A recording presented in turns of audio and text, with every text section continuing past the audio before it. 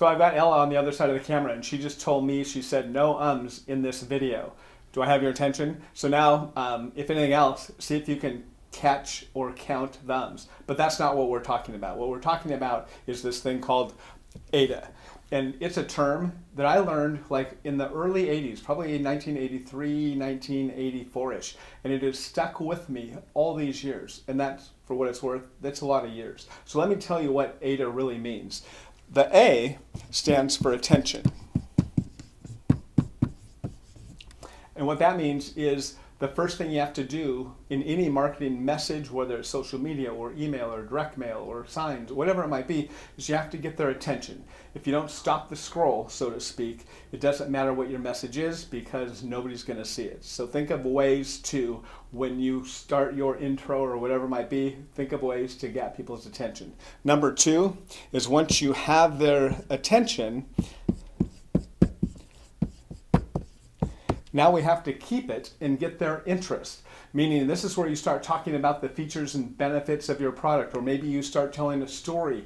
It's that case study, you know, there was this client who had a problem like this, and then we did this, and here's what happened. Anything you can do to keep them interested, so you've got their attention. Step two is ask yourself, what am I going to do to get their interest? Do that. And then three, desire. This is where you start the conversation about what it will actually do for them. Think in terms of, so you can do this, so your wedding will be amazing, so your dining experience will be out of this world, so your friends will be jealous, so your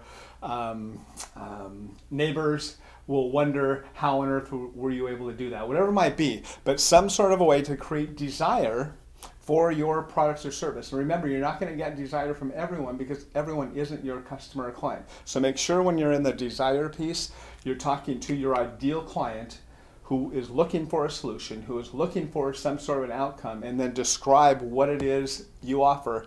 And a really good time here is to focus on outcomes. This is what happens. This is what happens. If you do this, here's what you get, whatever it might be. Desire is super important. And then finally, action. And this is the piece that probably gets forgotten the most, meaning you get their attention, you get their interest, you get their desire, but you stop there. And this is where we don't want to stop. This is where we want to take the final step, and that is action. What do you want them to do? Do you want them to call you? Do you want them to text you? Do you want them to ask for more information? Do you want them to come into your business? Whatever action you want them to take. Do you want them to give you your phone number? Do you want them to set up a phone call, make an appointment? It really doesn't matter what it is, but don't think for a second that they will figure this out for themselves, because they don't. Their minds aren't in the same place as yours. So you have to have a clear call to action. So again, AIDA, get their attention, get their interest, get their desire, tell them what you want them to do, take action.